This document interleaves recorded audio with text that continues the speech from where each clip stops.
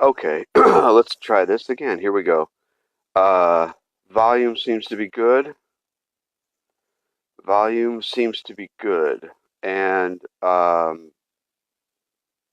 what I'm going to do uh, is convey a few things and just inviting a friend and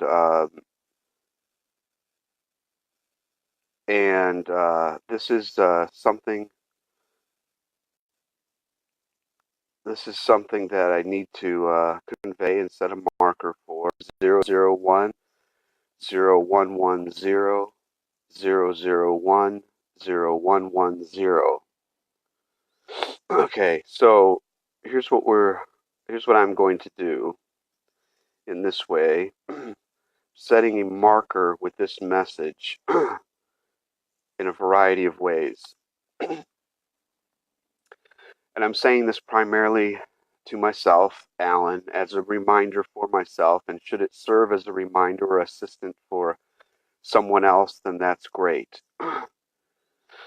Everything is delivered in its own way, in its own time, and the reflections will come back in their own way and in their own time, and in the manner, the timing, the linear setup that it needs to be.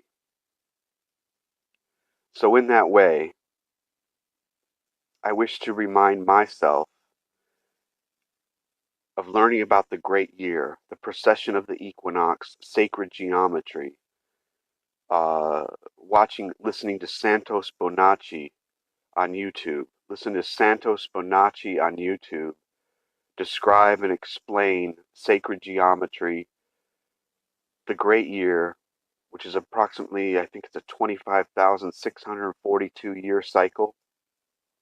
Some call it a 25,000 year cycle. I've called it a 26,000 year cycle.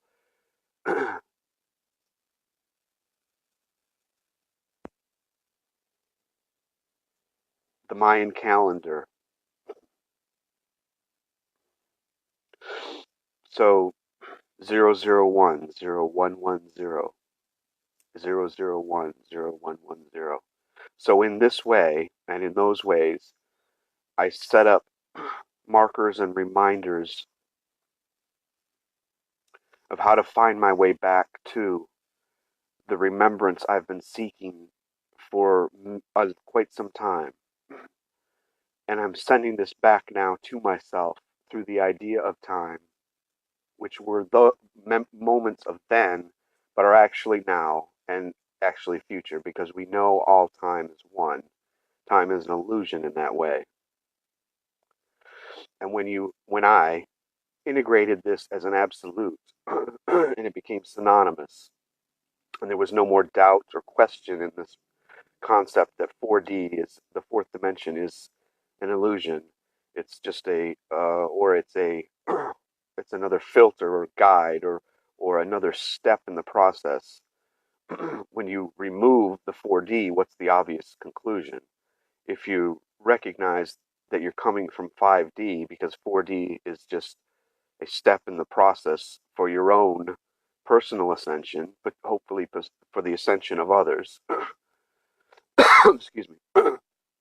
When you remove that, some logical conclusions just present themselves, and you see and remember and know that you must be 5D, a 5D, 6D experience or being or potential moment of potentiality, because you can see the other dimensions for what they are and as they are, and then you can begin to reflect the light and the moments and the memories and the ideas and the concepts in a much faster and much more precise manner, meaning you no longer have to adhere to the idea of the speed of light. You can join with the speed of thought.